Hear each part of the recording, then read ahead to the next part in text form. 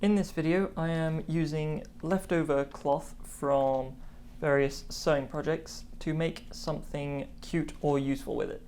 In this case, it's a cup holder, or bubble tea carrier if you like. When you get something really hot or really cold from a takeaway drink, it can get wildly uncomfortable to just hold. Some people I know don't like using insulated reusable cups, and a cup holder like this one, well, can be a great gift or something useful for yourself. I know it is. I know it is for me.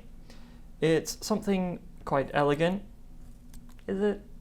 Well, whatever, that you could make from fine luxury cloth or just whatever you have. It can take less than 15 minutes and doesn't require any other hardware. I made a pair for my godmother after a wild horror story involving an awful lot of spilled coffee. Starting with a pair of axes, going up 9 centimeters, marking the point there. On the other line, I'm measuring a bit more than 2.5 centimeters and then 14.5 centimeters, creating a perpendicular line upwards, marking 12 millimeters and 10.5 centimeters. This line is the center line.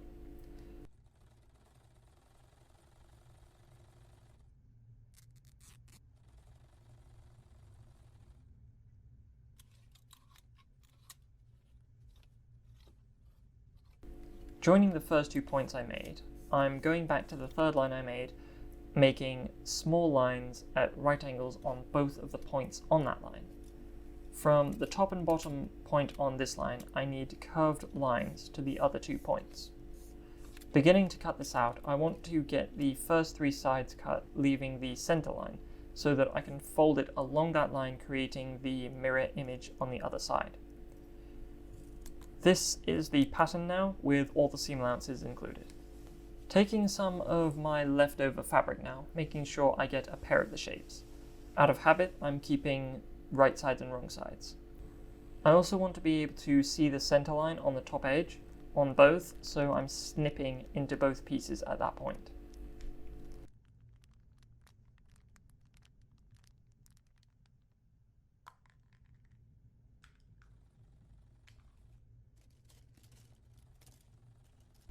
I also need some form of strap.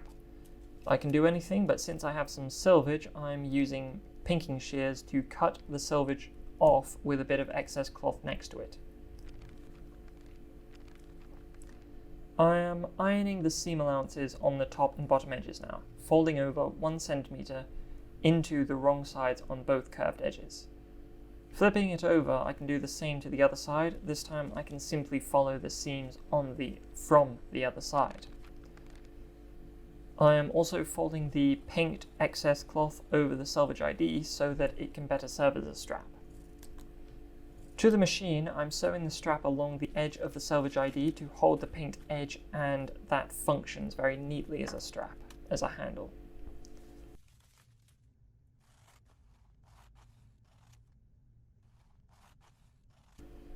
The other pieces need to be separated, and then the short, raw edges of each one put together right side to right side. Sewn with a 1 centimeter seam allowance, ideally between the pressed seams of the curved edges, back tacked on both sides. This is done to both, and then the seams should be pressed open.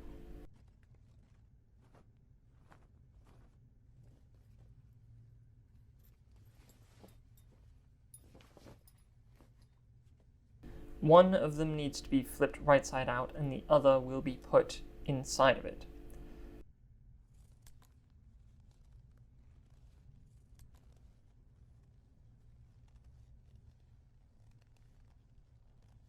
Testing how long I want the handle to be and cutting it to size.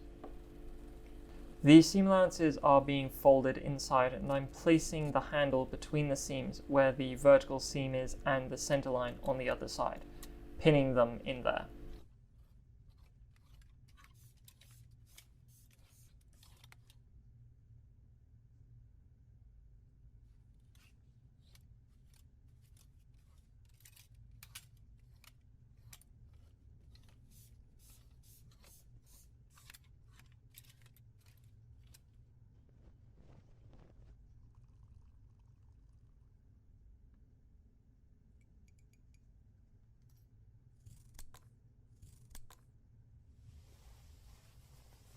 Back to the machine for the last time, the seams are being top stitched, so simply going around the edge, sewing the two pieces together and trapping the handle in there as well.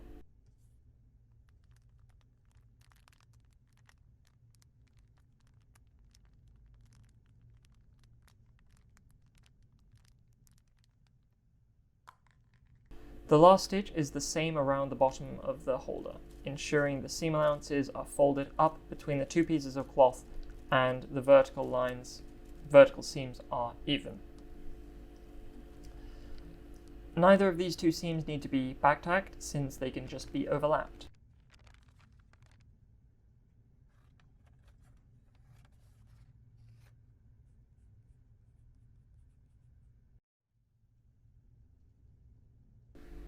And la fin, a pretty nice gift or just something with a convenient function to keep with you if you get a takeaway coffee or a bubble tea.